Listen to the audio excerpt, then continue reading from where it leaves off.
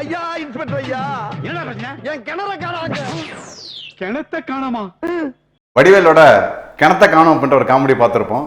அதே மாதிரி நம்ம இந்தியாவில் இருந்த ஒரு பகுதியான பெருபாரின்ற பகுதி காணா போன வழக்கை பற்றி தான் அதில் பார்க்க போகிறோம். இந்தியாவுக்கும் பங்களாதேஷுக்கும் சிக்கிமுக்கும் ஒரு பார்டரில் இருக்கிற ஒரு சின்ன கிராமம் தான் பெருபாரின்ற பகுதி. 1946-47 இந்தியா பாகிஸ்தான் பிரிவினைக்கு அப்புறம் பார்த்தீங்கன்னா 1950 ராக்லிஃப் அப்படின்ற ஒரு வரைபடம் வரைய ஸ்டார்ட் பண்ணுறாரு. அதில் தவறுதலாக என்ன பண்ணுறாருன்னா அந்த கிராமத்தை வந்து விடுபட்டு போயிடுது. சரியா? ஸோ அதுக்கடுத்து 1952 பாகிஸ்தான் இந்த பகுதிக்கான உரிமையை கோர ஆரம்பிக்கிறாங்க. ஏன்னா அப்போ வந்து பாகிஸ்தான் அப்படின்றது இதை கிழக்கு பாகிஸ்தான் அப்படின்னு பங்களாதேஷையும் இதை வந்து மேற்கு பாகிஸ்தான் அப்படின்னு சொல்லிட்டு இருந்தாங்க.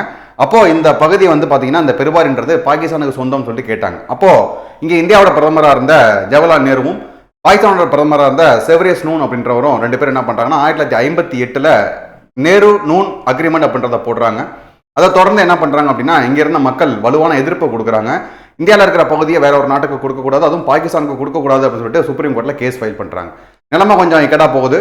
அப்போ தான் இங்கே இருந்த முதல் குடியரசுத் தலைவர் ராஜேந்திர பிரசாத் அவர்கள் என்ன பண்ணுறாங்கன்னா முதல்ல ஆர்டிகல் 143 அப்படின்றத பயன்படுத்தி உச்சநீதிமன்றத்தில் இந்த பிரச்சனையை பற்றி ஆலோசனை பண்ணுறாரு. ஆலோசனை அதிகாரத்தை பயன்படுத்தி அவங்ககிட்ட ஆலோசனை கேட்டுக்கிறாரு. சரியா? அப்போ சுப்ரீம் கோர்ட் சொல்கிறாங்க விதி 3 கீழே பார்த்தீங்க அப்படின்னா ஒரு இந்தியாவில் இருக்கிற பகுதியோட பேர்களை மாற்றுறது எல்லைகளை மாற்றுறது மட்டும்தான் பார்லிமெண்ட்டுக்கு பவர் இருக்கு. இந்தியாவில் இருக்கிற ஒரு பகுதியை வேற ஒரு நாட்டுக்கு கொடுக்கறதுக்கு பவர் கிடையாதுங்க. அப்போ எப்படி என்ன பண்ணலாம் அப்படின்னா உங்களுக்குள்ள ஒரு அக்ரிமெண்ட் போட்டுக்கோங்க, அதுக்கப்புறம் ஒரு அமெண்ட்மெண்ட் அப்படின்றத கொண்டு வந்து ஆகணும். விதி 368 கீழே ஒரு அமெண்ட்மெண்ட் மூலியமாக தான் மட்டும் தான் கொடுக்க முடியும்னு சொல்லிட்டு அவங்க சொல்லிட்டாங்க. சரியா?